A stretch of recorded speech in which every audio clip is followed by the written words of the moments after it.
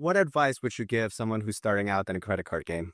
So the most important thing is if you're going to get in the credit cards, you have to pay off your balance every month. If you have to pay any interest, you're just losing out whatever benefits you may get from that credit card spend. And so it just defeats the purpose. The other thing is set up auto pay. It's easy to think, oh, I'm going to go in there every month and look at the statement and then, send my bank to pay it. But just the credit card companies make it really easy. You connect your bank account and you say auto pay on the statement due date and it's set it forget it. And you never have to worry about it again. As long as you have money in your checking account, they'll pay it off. You'll be good. So those are the two things. And then just don't spend more than you have to.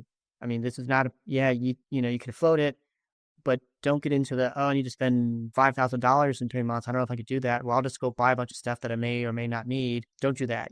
Find ways if you want those sign-on bonuses, find ways to maybe move expenses up, like pay a few months of it your cell phone bill or your electricity bill if you can, but don't go buying a bunch of things that you don't need just to meet the bonus. Yeah, makes sense. It's talking about like spending money now and pay it off later. Have you seen the Coachella news? I do So not actually. Coachella, I don't know if you know it, it's a very popular kind of music festival. So you have different varieties of musicians and artists and things like that. And it's very, very glamorized and it's very, very expensive.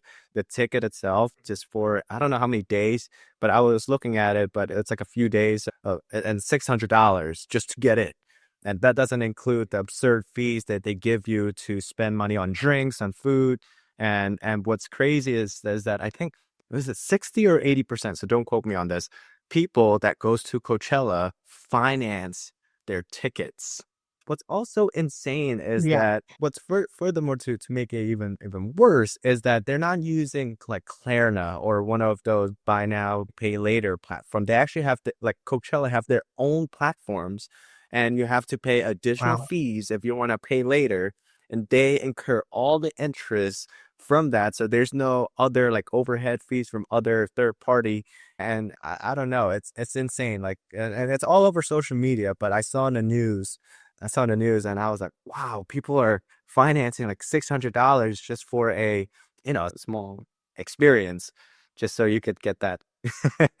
Yeah, I even see with airlines now that you can finance the purchase of your ticket. They have a provider, usually provider extends the paying process. Like it's crazy.